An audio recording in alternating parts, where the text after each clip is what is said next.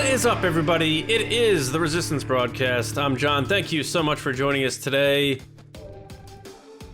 What is today? I don't want to insult anybody, but we're going to get into some insults later on the show.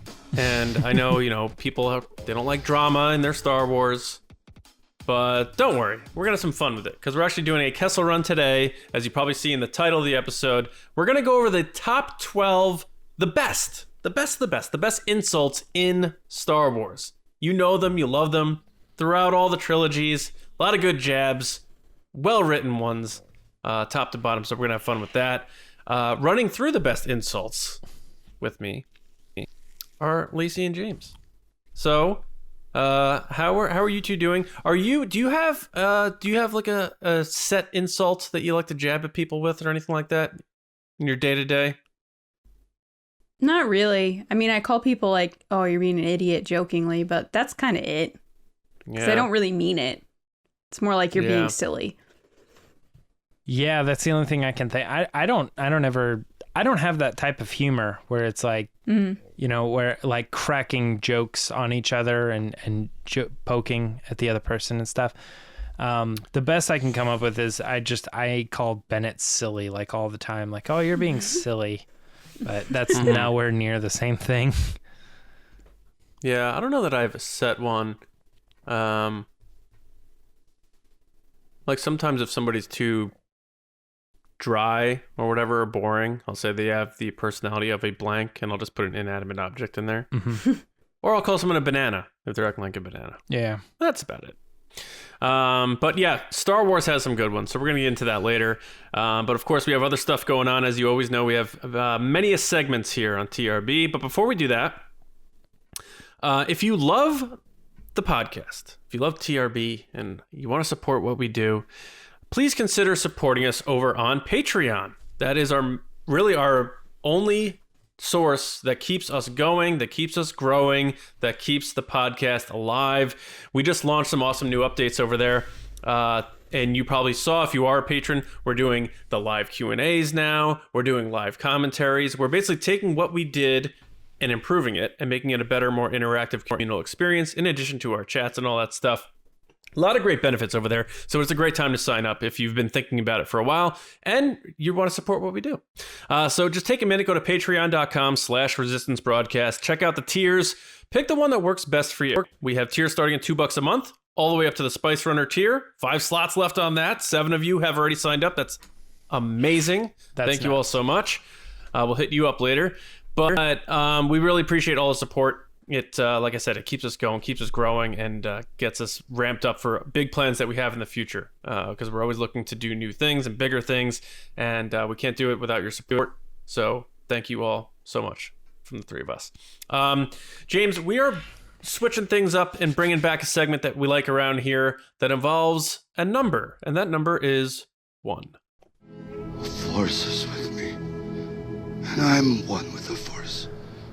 All right, one with the Force. Yeah, we have been doing Will of the Force for a little while, and it's nice to come back to this, get a precise answer. You only get one answer on this one, so let's get started. The first one we're going to do here is name one CG Star Wars character that should have been made using practical effects instead.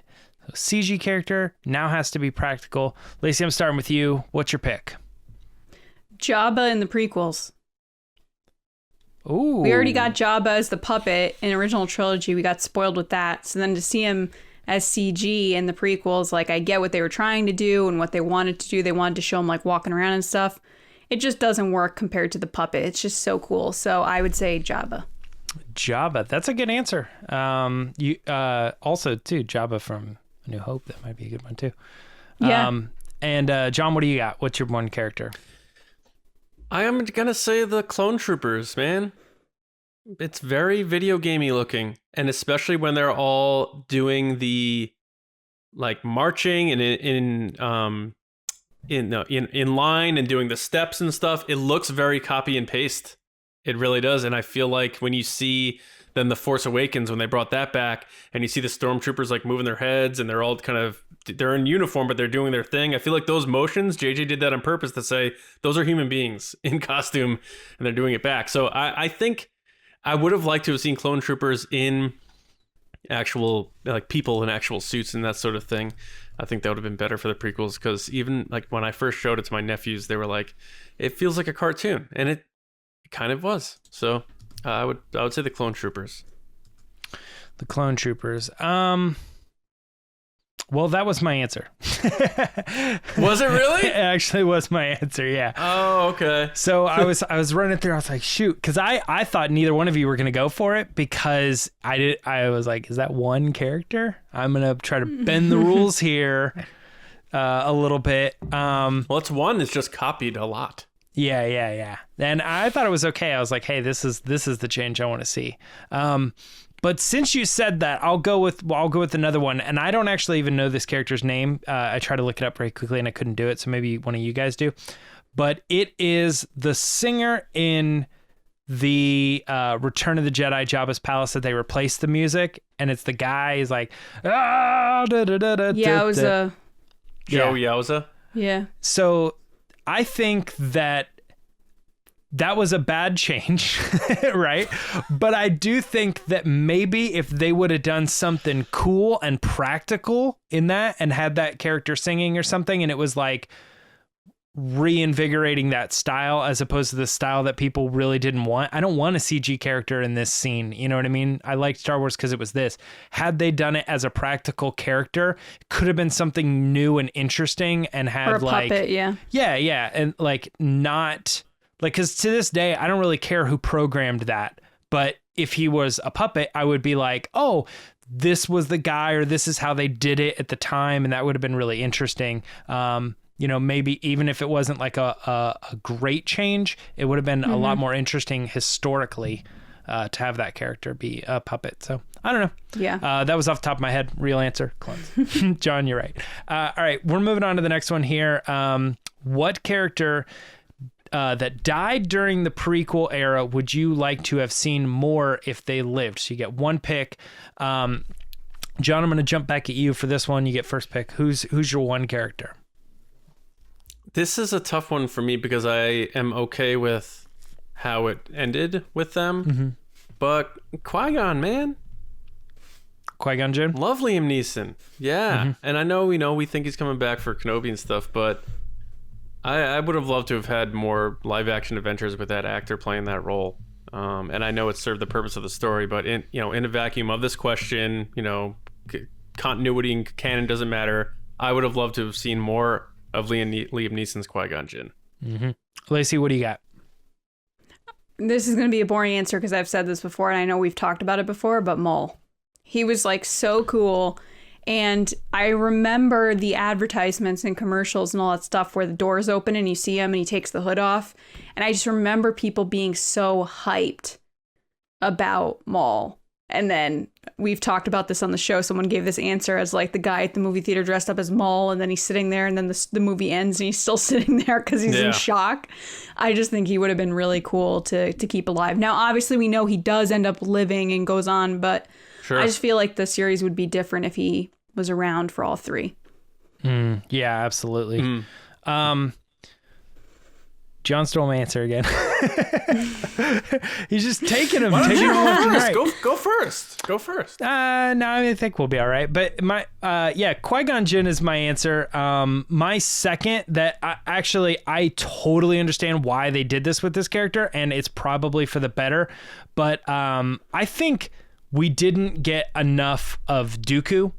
And had Dooku maybe had a different fate, I understand and I almost like the fate that he has, like killed by Anakin, and then you made Anakin like the main villain for the movie. Like that obviously makes sense, but it feels a little cheap when you build up Dooku in the second one, and then in the third one it's like crawl Dooku dead, like that fast, and it's just like it feels like this could have been something really cool with this character, and he just dies so fast. It's like, oh, dang it.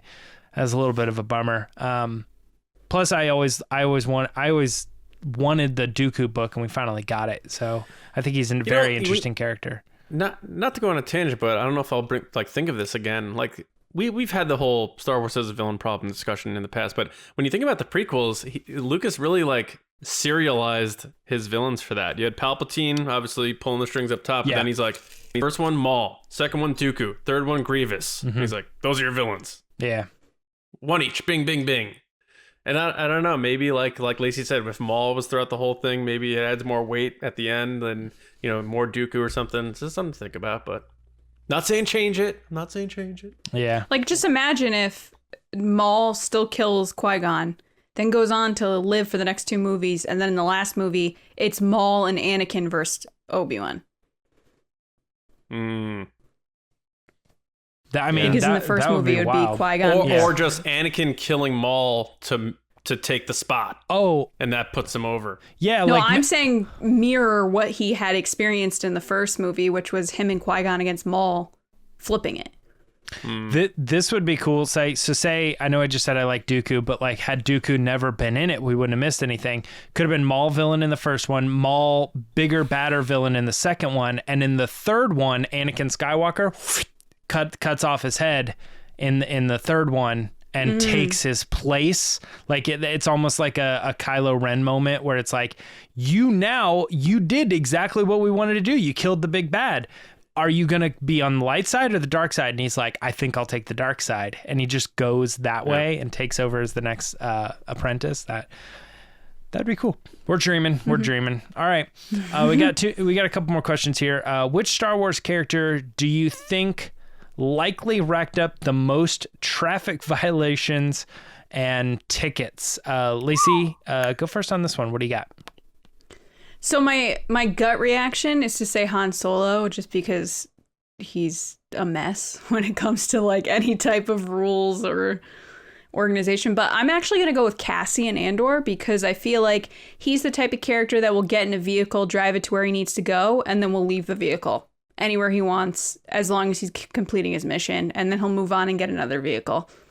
Like, I don't think he's sticking around for all the vehicles that he has. I mean, obviously he has his own ship, but I'm saying if he's going into a city, he's driving in something, leaving it, getting in a different one, leaving, kind of like James Bond or like some type of spy. K2 reminding him of his balances. Just so you know, on this planet, you owe this much money. Yeah. 6,000 Republic credits. Right. Yeah. That's great. John, do you have an answer? What do you got? So I was leaning towards Anakin just because of how reckless he is and how much time he's probably spent on Coruscant, which is probably a lot of police doing traffic stops and a lot of ticketing and stuff.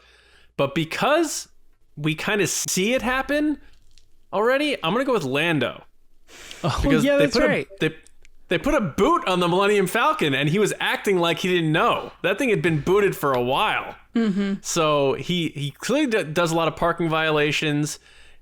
It's a fast ship. He made a lot of upgrades to it. He clearly, likes to have cocktails when he drinks, when he drives. I think Lando got himself in some violations and some trouble. I bet he leads on this lavish life, but I think he had a lot of debts, and a lot of that probably involved a lot of citations, violations, from parking to speeding and all that stuff. So I'm gonna go with Lando. Yeah. I think that we all probably also think Han Solo. I think that's a great pick, but it's almost too easy, right? So my answer that I went with is Sebulba. I think Sebulba has this very big head on Tatooine. He's the hottest thing in the area. Everybody loves him. Everybody wants him at the club. Whatever nightclub. No, I'm serious. Whatever like club or bar you have in Tatooine, like it would be the biggest deal if Sebulba shows up, Right, so I think with that type of a head and that mentality, I could absolutely see him being the type of character that just like rolls around town and he's super hot shot. He doesn't care. You know what I mean? Parks his car here and like everybody's like, you can't park here. And he's like not listening to him. He just goes in. You know what I mean? He knows he's going to be taken care of. All his drinks are going to be paid for. He skips the line. The Sebulba sucks. I just think he's generally a bad person. And I would imagine that like any sort of like traffic violation or anything like that, like he just literally like does not care about. And he just has somebody pay all that or take care of it. Maybe he pays off the police or whatever. Who knows? Like, he just seems like a crummy person. Fair. So, yeah. That's a solid pick. Yeah. All right, we got one more here, and that is, what is R2-D2's most heroic moment in Star Wars? All of Star Wars, what's his most heroic moment, John? Man. That is so tough because there are so many. Boy. There are too many? I would say, yeah, nice. I don't know if this counts as heroic, but him going with Luke on the attack on the Death Star, like he's flying with this kid who's in over his head, and he goes and he gets fried, like almost like when a soldier wins a Purple Heart, you know, like he just gets absolutely obliterated, and he comes back, and C-3PO's offering to help give him parts and stuff like that, and you know, Luke's like, hey, he's gonna be okay. I want to say that because he went into the toughest battle, you know, again with his rookie pilot, did his job, helped him out. I think that's an underrated moment because there are moments where he just does things by himself, like the Nubian, fix the hyperdrive for the Nubian or whatever. But I'm gonna go with that. Battle of Yavin, getting all blown up for the cause. Lacey, you got an answer? What do you got? Going into Jabba's palace, he was like super confident in Luke's plan. He never wavered, was always like, yeah, I got this. Was even sassy and confident and arrogant about it. To the point that he went along with the whole plan the whole time, was a bartender, like serving drinks, didn't care. And then was so confident he didn't share the plan with C-3PO. And then he's the whole reason Luke gets out because he shoots the lightsaber at Luke. So I would say Jabba's palace. Nice. Man, I'm gonna go with him on Endor. There's obviously crazy terrain, but he was still like trucking through it, you know. But the thing is that like he was called to go to like the hub of where the battle was happening, you know, right in front of that facility, and he manages to make his way all the way there, and he's wide open, and he's doing his job, what he needed to do to unlock those doors, and even got shot, and you know it doesn't really affect him. Like he knows that he's completely open and danger ready, or not danger ready. I don't know what I'm trying to say. He's in danger. He's in the danger zone. Let's Top Gun it up. But it doesn't bother him because he knows that he has a job to do. And in this case, he needs to help them get into that facility. And even though he's just straight wide open, he's there to do his job. So I'd probably go with that. That's Nice. off the top of my head. Yeah. I mean, I think that's probably R2's most heroic moment in my eyes. Great answers, everybody. That is going to wrap us up for One with the Force this week. Hopefully it is back again soon. We're going to go ahead and move into our next section here. John, you want to take us into the Kessel Run? You've never heard of the Millennium Falcon? It's the ship that made the Kessel Run in less than 12 parsecs. Yeah, we said at the top, we are doing the Kessel Run. It is our segment if you're new to the podcast. First of all, welcome. Welcome to TRB. We hope you're having a good time hanging out with us here. We put together a list of 12 items on one topic in Star Wars. And why 12? To honor Han Solo and the crew's Kessel Run that we saw play out in Solo. So this week, we are doing the 12 best insults in Star Wars. And by that, we mean those little jabs that people make at other characters that add a little bit to the humor in a galaxy far, far away. So we're going to go around. We each brought 4 picks to the table to put together our little Voltron. I know it's not Star Wars. A list of 12 of the best insults in the franchise. Megazord. So, Megazord. Yeah, Power Rangers, right? Yeah. All right, so I'll go first. I'm going to go first here. I'm probably going to keep 2 of mine together. So the first one I'm going to go with is mindless philosopher. And that is at the very beginning of A New Hope. Obviously you have to have C-3PO kind of telling the audience what R2-D2 is saying because he's beeping and booping. And he says, "Don't call me a mindless philosopher." And I just think that's so funny because it's a very earthy type of thing, philosopher and you're mindless. And it's just this like very sharp, tack-witted jab. And if you're going into that movie, say like when people are sitting in the theater in 1977, they're probably expecting a very sci-fi type of thing. And they're not expecting wisecracking robots kind of going back and forth at each other, kind of like Abbott and Costello. So I think that really set the bar for Star Wars. It set the humor. And I just, for some reason, how offended C-3PO gets at that jab, I always get a kick out of that. So don't you call me a mindless philosopher. So I'm going to kick it off with mindless philosopher. Yeah, I'll go next. But I really like that pick. And I think it's funny too. Like a lot of these, I don't think this way. We started kind of the podcast off, do you have a go-to thing? I don't think this way in the sense of like taking someone's personality and like kind of trying to you know what you are? You're this or whatever. And calling somebody a mindless philosopher is not just like a blanket. It's not like you're calling someone a piece of crap or something like that. Like it really feels like you've targeted this person and you're trying to get to their core. Like your ideas are terrible. You know, you are a mindless philosopher. You think you're so great and you have no idea what you're talking about, kind of thing. So I really like that one. I'm going to go with, for my first pick, I'm going to go with Darth Vader calling Ozzel, sidestepping him. He's not even in the room, but he refers to he is as clumsy as he is stupid. That is so good. Yeah. I for some reason just always thought that was such a kind of like what I was just talking about, like a sharp insult on a person. Like I have been around this person enough to know that he makes really dumb, obvious mistakes. And he has no place to be an admiral anymore in my army. I am absolutely sick of it. And he's also in a way kind of also insulting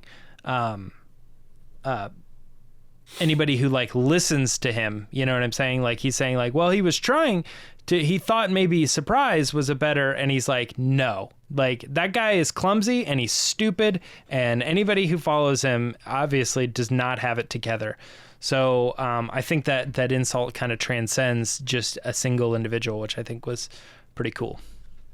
It's also really funny hearing Darth Vader, who's like this like kind of like ominous, like evil character, being like, he's stupid. You're like, what? You could think of all these like probably intelligent insults he could come out of his mouth. He's like, no, he's just dumb. Yeah. He's just stupid. So good. My first insult is fuzzball, as in laugh it up, fuzzball. Han Solo says it to Chewie, and this is kind of a funny insult only because not only is it coming from Han Solo, which everything he says is hilarious, but it's the fact that he obviously doesn't mean it in a mean way. It's just kind of like what you were saying earlier, James. It's like kind of like a pokey friend thing. I think we were talking about like personalities and like joking around with people at the beginning of the show. Mm-hmm. This is clearly two best friends and they're so comfortable with each other. He's like, you're laughing at me about this scenario, and yet you're like literally a laughing, you know, what Leia says, a laughing carpet, you know, walking carpet. Mm-hmm. So you're like this big furry animal and you're laughing at me. So like, yeah, laugh it up, fuzzball. But at the end of the day, like you're big and hairy. So whatever. And it's like such like a friendly best friend jab. Like, you don't want me to get started on you, buddy. Zip it now.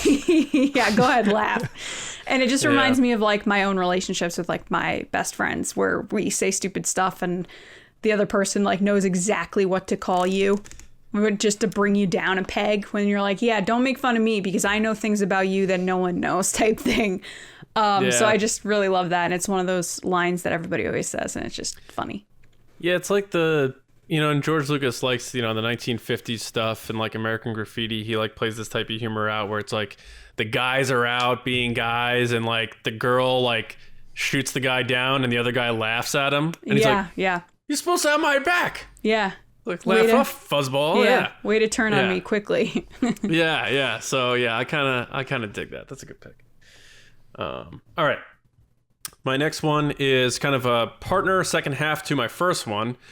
So in response to R2-D2 calling C-3PO a mindless philosopher, he calls him an overweight glob of grease.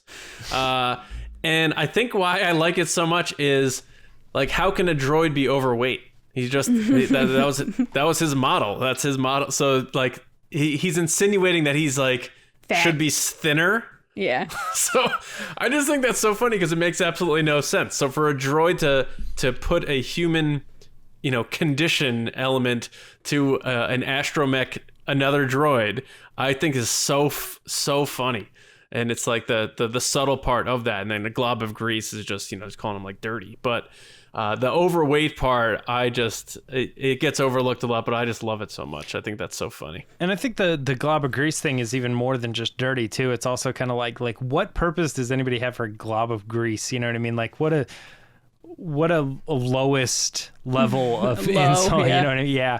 But John also too, that insult coming from C-3PO specifically in A New Hope always kind of reminded me of the writing was supposed to kind of be related, I would assume, to like Abbott and Costello kind of thing. Like, so you have like the skinny one and the heavier set one or whatever.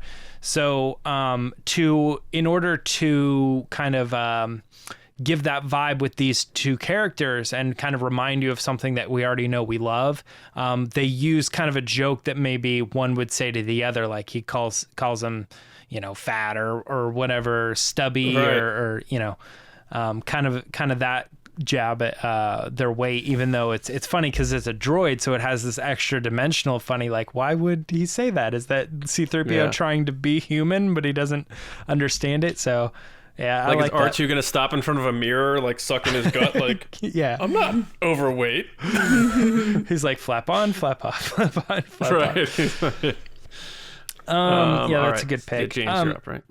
I'm gonna go with, on my next pick here, I'm gonna go with a long one. And John and Lacey do know I picked this one, and that is gonna be Leia saying, "Why you stuck up, half-witted, scruffy-looking nerf herder." Ooh. The whole line.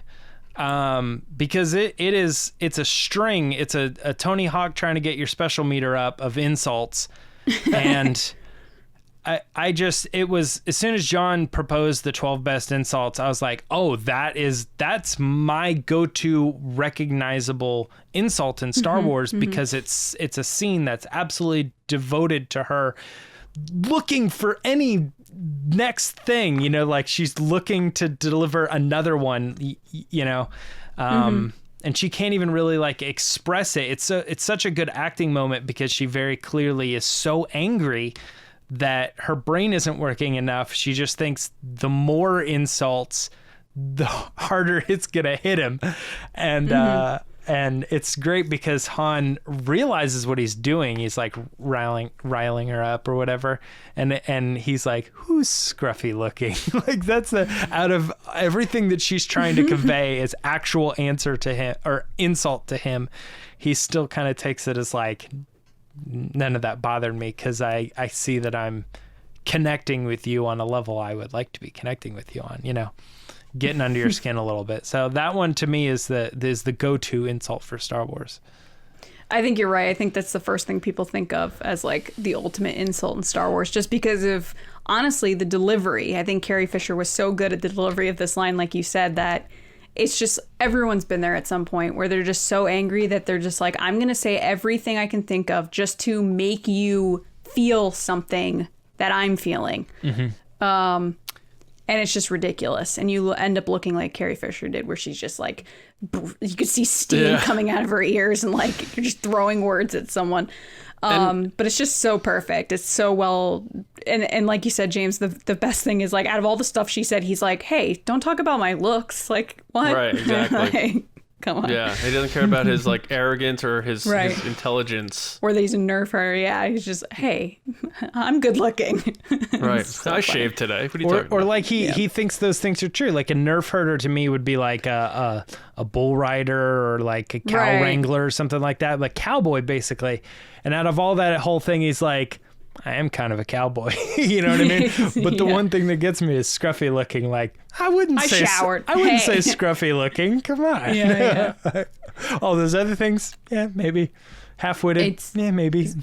Yeah. So that was definitely a good one. I think one of my favorite things about Star Wars, which you'll see in the majority of my list, and I think a lot of ours, is that it's always 2 to 3 words plus. Like, it's always like multiple words to get to someone in Star Wars. Yeah. So the one I pick is from The Last Jedi, and it's Trigger Happy Flyboy. And it's what Holdo says to Poe. And this is one of those exchanges in The Last Jedi that I adore. And I always, like, if I have it on in the room or something, I'm always stopping and watching because it's just so magnetic in the way that she just literally knocks him down, like, inch by inch with everything she's saying. And the way she just delivers this is so perfect. And it just sums up basically what we're all thinking from the beginning of the movie, is that he's a trigger happy flyboy. He's the guy in the cockpit, which then links to what Leia had said earlier, which is my favorite line in Last Jedi, which is get your head out of your cockpit type thing. It's perfect. And it's like such a good insult because it's not just like something ridiculous, you know, like nerf herder or like some crazy word. It's literally like cutting him down as like his own character. Like, she got to exactly who he is. Yeah. And that one cuts deeper than a lot of them because, I mean, Last Jedi has humor, but it also is kind of a dark movie. Yeah. Because he's 15 minutes out from causing a lot of what has happened. He just killed a bunch of people, and she's saying like, hey, remember when you killed all those people? You trigger happy flyboy. Like, right. And at the same time, you could see it as a test almost, because she does reveal that she likes him, but that whole time she was like pushing him to realize it, but he had to realize it himself. So she kept trying to push him. So, but it is a good line. It's quick and it's effective and it's definitely sharp. And if I was Poe, it would probably really get under my skin because he thought he was going to be the one named leader. And here she comes. He gets demoted and then she puts him down. I'd be like losing my mind. So, yeah, that's a good. And it's so well written, too. Trigger happy flyboy. Yes. Yeah. All right. So we are halfway there. We're 6 out of 12 down. So I'm going to go with my next one, which is Overgrown Mophead. And this is, again, C-3PO just not being grateful at all. Chewie just risked his life to save C-3PO from the 4 or 5 Ugnaughts who were about to throw him and melt him down. And he puts his head on, and he happens to put it on backwards, and he calls him an overgrown mophead, and among other things. I don't know if anyone else has that other stuff, but I just find that funny because, you know, mophead, you don't think of a mop in Star Wars. Maybe mop is canon, but when you look at Chewie's head and you flip him up upside down, okay, I could see that. So it's a nice little metaphor thrown out there by C-3PO. Obviously pissed Chewie off enough where he shut him off. So I like that. And it's just a funny little engagement between two characters who don't always have moments together, but when they do, they're always usually pretty funny, like in A New Hope with the whole rip a droid out of his socket type of thing. Right. And all of that. So a funny moment in a otherwise pretty dark part of the movie. Empire Strikes Back. Yeah, I agree with how you're saying, like, it's important that the relationship between C-3PO and Chewbacca was built up in that movie. And it's funny because part of that, too, is coming from, like, in that scene, like, so many times C-3PO is, like, totally cool with Chewbacca. And then, like, the flip of a switch, no pun intended, like, he'll just go off on him and, like, turn me around. You have my head on backwards and all sorts of stuff. He just gets so mad at him. And I don't know. I really do like C-3PO in Empire Strikes Back for a lot of his insults, and some of them are obviously directed at Chewbacca. That's a good one. Yeah. My next one here, I'm gonna go with Obi-Wan. Totally bombing on an entire city of people by sniping them from like the top of a hill, by saying everybody that lives in this area sucks. And yeah, you'll never find a more wretched hive of scum and villainy. And you got to think, like, if one person down there heard him, they'd just be like, seriously, like, what the heck? Like, I'm just trying to live my life, man. Yeah. I'm just passing through. Literally everybody, like, he just describes the entire spaceport as a, I don't know, like a cesspool of just awfulness. Yeah, I don't know. I always thought it was interesting. Like I said, he not only drops a bomb on the entire city, but he also like snipes it. He doesn't say it to anybody. He's just like everybody down there. I just think that's so funny to me. Right, he's he's not like this one. one bar. He's like every single creature down there sucks. Yeah. And it's cool too because it's kind of like a lot of the insults in Star Wars, I think, do tend to be a little bit more well written. Like they were like, what do we want to do? Like, what's a Star Wars insult? And they kind of think about it. I think that carries through to any writer or any creator that's working on Star Wars. That's one of those like pleasures that you get where it's like, you need to insult this person, and it could literally be anything, and they know that when they make up a word or when they make up an insult like that, it's going to be like, well, what the heck is like, what the heck is a nerf herder? That was the one we said earlier. Like, I think like, Tyke is going to come up with the best insults we've ever heard. Oh yeah, you know it's going to happen. Yeah, but that one in particular, a wretched hive. You know what I mean? It's like this, right. like they're going in and out, and they're working together, and they all have their own little purposes and their own little idea of how it's gonna play out. But it's not a good thing. It's a scum and villainy, which is kind of its own fun term to describe Star Wars-y things. You know what I mean? And then you get to the cantina, and it's like half working like rubber masks and stuff, and like just these little things like boop boop boop. You're like, oh man, this is about to be an interesting chapter, and then like they get to it, and it's like, and you're like, what the heck is this movie? It does sound like a Family Guy type skit where he's like, this place sucks, and then there's the one guy being like, hey, like, Yeah, right. It's a spaceport. I'm from Atlanta. Like, I'm just here on business, man. Just breezing This through. is a layover No for attention to me. this. Like, just calm down, man. chill, man. Not everybody sucks.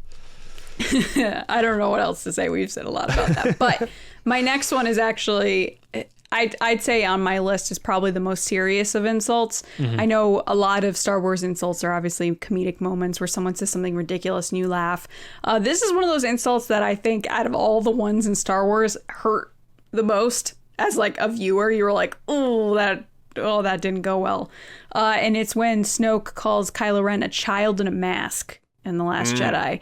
I just felt like this moment was, I kind of remember the theater people being like, ooh, like, it's just one of those things that like, you have this guy that just got like killed basically in a fight with this girl, untrained as we know.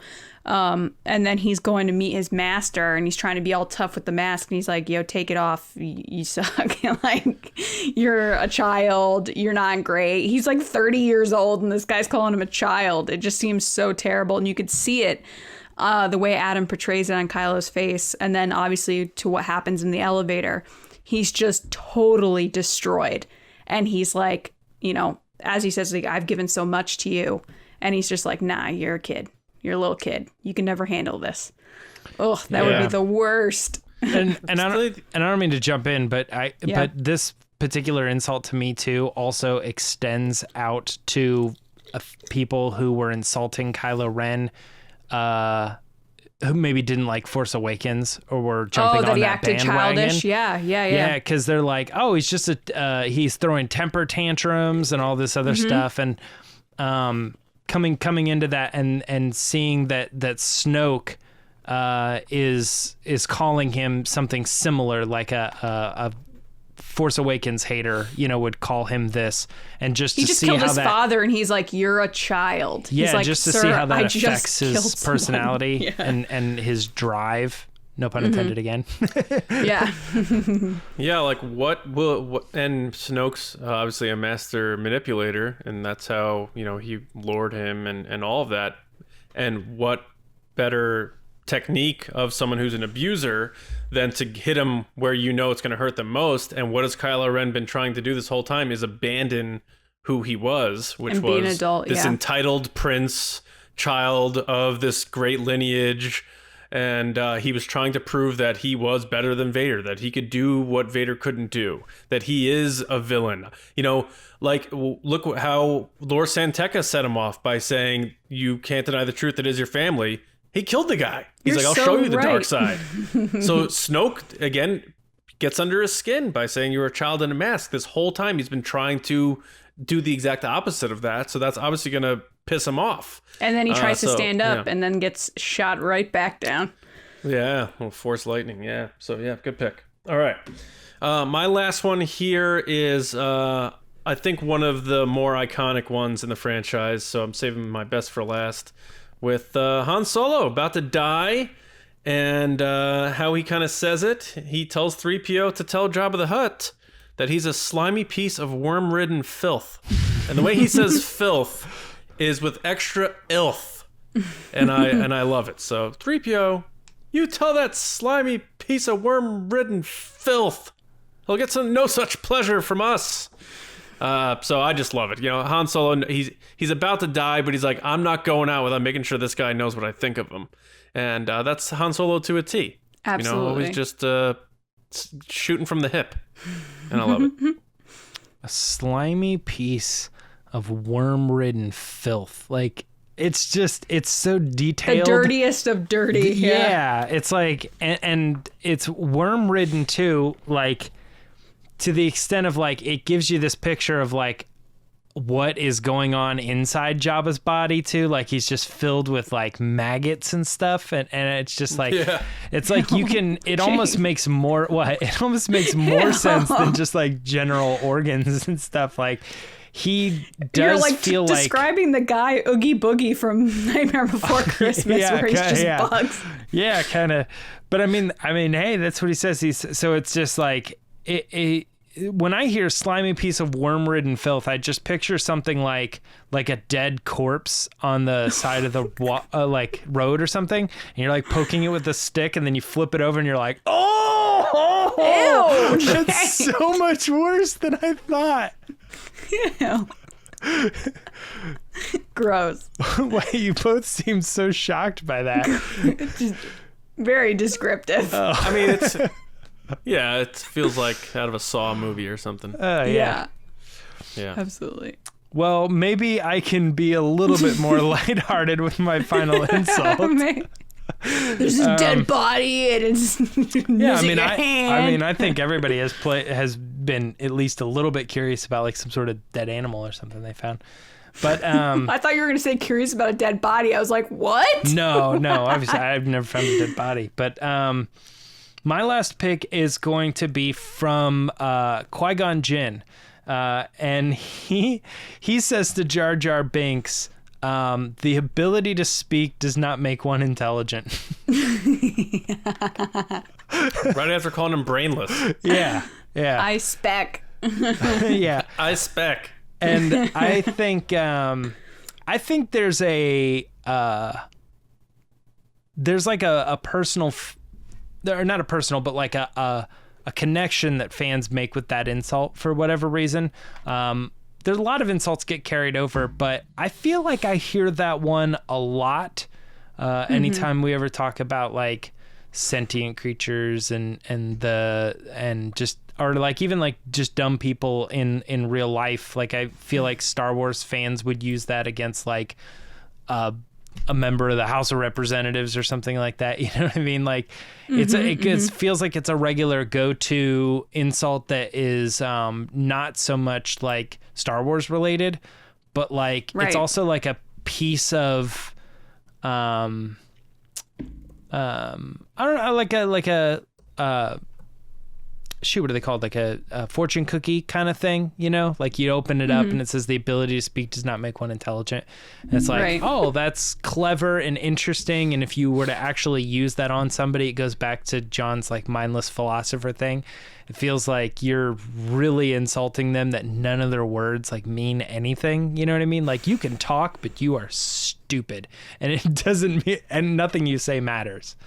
So, and I always thought it was happy too, and it was clearly overlooked by the individual, which I thought was interesting too. Like he didn't get insulted by that. It was just like, I don't know what that means, but he just kept going. You know, He's like, no, I can talk. I don't Yeah. know what's worse. It's being called like a slimy piece of worm-ridden filth, or basically like behind the back being told that you're dumb. yeah, Because it's not, he's not straight out being like, you're dumb. He's saying a phrase that you could either be like, is he talking about me? Like, you know what I mean? yeah, exactly. That's kind You're of like worse. you're uncertain about the situation me? or the vibe. You're like, is that I like a mean, dig at me? It's like a I don't- subtweet. It's like the original subtweet. Yeah, I mean, Jar Jar gets hit pretty hard in that movie, and there's others. There's another Obi-Wan one that maybe I'll bring up after, but we have one spot left. Our last one. Let's finish out the list here, Lacey. What's number 12? Yeah, so I have a line that I love that's not necessarily insult, so if we do get into that, I'll share it. But my number one pick, or number 12 pick, but my number one pick is my favorite insult in all of Star Wars, easily. This is the first one I always go to, and it's mangy Kashyyykian moof milker. Oh, fantastic. From Solo, A Star Wars Story. And it's funny because a lot of these insults have come from Han Solo. Yeah, Because that's just who he is. But the way that John was actually talking about the slimy piece of worm-ridden filth was very similar to this. The way he announces every syllable of it. Like he pronounces the word very, very specifically so that he's like, you need to listen to everything I'm telling to you, Chewbacca. yeah. You He enunciates mangy enunciates and is moof very milker. articulate. Yeah. Yeah, and you see it's like all over his face too when he says it. It's so perfect. And I remember laughing so hard in the movie theater when I saw it, and I still laugh every time I watch the movie, and it's just perfect. And it's the first thing I think of when someone's like, oh, what's your favorite Star Wars insult? It's that. It's like the 3-punch knockout, like ridiculousness that then ultimately leads to the greatest friendship of all time, the greatest best buddy friendship. So it's just really funny because I can't even tell you, like, one of my best friends is like, he's so crazy, and we met because we both hated each other. And then ultimately we became best friends. So it reminds me of that, where you're like, well, we're in this together, we might as well get along. And then that's it. But yeah. Good pick. Yeah, it's funny because Han. It's obviously something Han carries with him because he uses Moof Milker in Force Awakens. So I like that. Right. I And the almost fact said that it he earlier, acknowledges- and I stopped myself and I know, changed it's it. okay though. Yeah, I was like, It's okay. Nerf herder. Nerf herder. Yeah. So go back and listen. Yeah, it's and he acknowledges where he's from, and the fact that he said mangy, like you just think of like an old dirty abandoned Well, dog he's so in a kennel. skinny. Yeah. Yeah, and mangy's like when the hair's matted and you're all gross and stuff. So Starving in a cage for 3 days. He's like, you're yeah. mangy. And he's like, I'm literally starving, sir. yeah, imagine like when Han goes, couldn't we have done this one at a time when they were in the shower? He's like, dude, you called me mangy. Like I got to get my shower on. I got to cleaned up here. So that's a good pick. Solo, you can't go wrong with that. So that's a great one. So let's run it down. Yeah.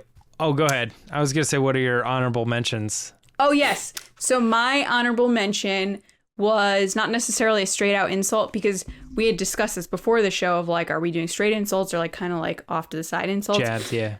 Yeah. So my favorite kind of insult is actually Rey to Luke Skywalker in Last Jedi, where she goes, I've seen your daily routine. I know you're not busy, or I know you're not busy. I've seen your daily routine. And I just think that's so funny, because she literally like obviously was just following him around. Or like Rey from Nowhere. Oh, that is Nowhere. Like that whole exchange between them is so perfect, because it's like these like really subtle jabs at each other, and then they ultimately are like, oh, we're on the same page here. But it's like that very tension, like you're a jerk, I'm a jerk, we're both jerks. Like, John, what was yours? I almost had Mouthy Scooch from Solo just because I think it's cute in a way and it's really funny, and the way that Beckett just says it in the middle of this war I think is funny. But one that really should have made my list because it's out of character for who he is, Obi-Wan Kenobi saying, "Why do I get the feeling we just picked up another pathetic life form?" oh yeah. It's so harsh. That is good. Yeah, that's a good brutality from Obi-Wan Kenobi. So yeah, I like that one a lot. That seems like it would have been one of my picks. A couple honorable mentions. I almost did a complete Leia on Hoth suite, like every one of mine, because she has so many good ones while she's there. I was really close to putting I'd just as soon kiss a Wookiee. And for the very beginning of it, I also had Laser Brain, which which to me is also, it has this I don't new, know where like, you get your delusions, Laser Brain. yeah. It also transcends now, and this is unintentional, but whenever I hear Laser Brain, my mind automatically goes to Guardians of the Galaxy 2 when Rocket is insulting Taserface, which is very close to Laser Brain. Oh my god, yeah, that's so good. And they have the whole like Taserface thing where he's like, you get up and you look yourself in the mirror and you think, Taserface, that's a great name. That whole deal. I forgot about how funny when that I hear scene is. Laser Brain, I think it's very similar. It's the same kind of insult in the vibe as Taserface. So, but I almost went full Leia on this one, but I decided to break it up a little bit. Yeah. Yeah, that's good stuff. All right, let's run down the list real quick here. The official answers. And, yeah, so we went with Mindless Philosopher, Clumsy as he is stupid, Fuzzball, Overweight Glob of Grease, Stuck-up, half-witted, scruffy-looking nerf herder, trigger-happy flyboy, overgrown mophead, wretched hive of scum and villainy, a child in a mask, a slimy piece of worm-ridden filth, the ability to speak does not make one intelligent, and mangy, kashiki, and moof milker. And just for demographics' sake, we have 8 from the original trilogy. Ooh. 2 from the sequel trilogy, 1 from the prequel trilogy, and 1 from Solo, standalone movie. Wow. So that's our picks. Let us know what you think of our choices. Obviously, there's a ton, so let it rip in the comments. If you want to quote tweet the episode, whatever you got to do, let's have some fun with some more of them. We want to hear what your picks were. And because they're like, when I suggested this, I'm like, I hope there's enough. And then you start thinking, you're like, there's a lot. Those little freaks. There's a lot. Yeah. Yeah, right, exactly. So it's usually let us Han know what you Solo. think of Any that. Han Solo scene just says something. All right, and that is that. So we're going to move on to our next segment, and Lacey is going to shepherd us through that. Yep, so guys, it is time for Is the Force with you? The Force will be with you. Always. So Is the Force with you is our segment where we pitch a hypothetical situation and decide whether we buy or sell the idea by saying whether the Force is with us or not. I will read the scenario and we will each answer whether the Force is with us or not and briefly explain why. So the scenario is, if Star Wars makes another film trilogy, should it be filmed all the same or all at the same time like Lord of the Rings? Sorry, that was my mistake. Is the Force with you, John? No, I don't think so. I get the idea because people want the cohesiveness that they felt that the sequel trilogy didn't have. I think you could write it and have it all written, but I think it's a little dangerous to film it all at the same time. And I'm going to borrow a page out of what J.J. Abrams said sort of about that, where you don't know that maybe the audience receives a certain character in the first movie a lot better than you thought, and you want to make some changes to the second one because of that and beef up their role, or something doesn't work in the first one. Like, look what happened with Jar Jar in the prequels. Like, clearly George reeled him in a bit for the last two and really diminished his role after the reaction to the first movie. That wasn't coincidence. So I think I like the idea of giving the creators the breathing room to make changes that they need to. Whereas if you film it all at once and then show it to your audience, you're like, well, that's it, you know? And Lord of the Rings, you have these classic books, everyone knows the story, so that's your safety net. You know it works with the audience. Whereas if you do a brand new set of Star Wars movies, you don't really know how they're going to receive it. And if you give them 50 minutes of Jar Jar in all three of the prequels because you filmed it all at once, I love Ahmed Best. I think that's a rough time for a lot of people. So I'm going to say the Force is not with me. James? The Force is with me on this. I understand those points. But I still have to push back a little bit on that because like, I understand it from JJ's point of view as a director on his own, but it's also kind of like one of those things where it's like, JJ was like, oh man, I didn't know people were going to react to Captain Phasma. If it were up to JJ, he would have probably elevated that role a little bit, but because they did it, you know, in the way that they did it, it never ended up happening anyway, you know, that we didn't get that character that way. So I think that, you know, moving from movie to movie does have that added benefit, but I don't think that necessarily guarantees that added benefit. But what I think it does guarantee is the connectivity that, you know, is important as well. And that's something that I would be very surprised to find out that they filmed all three movies at the same time, but they feel so drastically crazy different, you know? It would almost be an accomplishment in itself. Like, how the heck did you film all three of these at the same time and they feel different in that way? You know, how Force Awakens feels from Last Jedi. I mean, I would think that would be astonishing. I think that that coming in from the perspective of having just the one filmmaker present the idea, I'm a Star Wars fan enough that I think like no matter what that first film is going to be, I'm going to enjoy and understand that characters or that director's decisions for the second and third one, even though they are already wrapped on it. The other thing too is I just think this also helps support the idea that we might get more Star Wars movies regularly, because like when they filmed, and this maybe is a bad example, but they filmed Matrix 2 and 3 back to back, you were able to see the turnaround on that within like 6 months. That isn't always the case with movies where they do it like that, but I think that it could show down the line that they have that intention. We're going to shoot all these at the same time because we know we're going to make the money that we want on these. We're going to do it anyway. We're going to do it, save some money, do that. Director's vision, put out more movies. I like the whole practice. I really don't see too many downsides to it. I could maybe when it comes out and it's bad or for whatever reason, we'll look back. But I think right now, this could be something that could help Star Wars. Force is with me. Yeah, it's tough. I'm kind of like stuck in the middle because I see both opinions.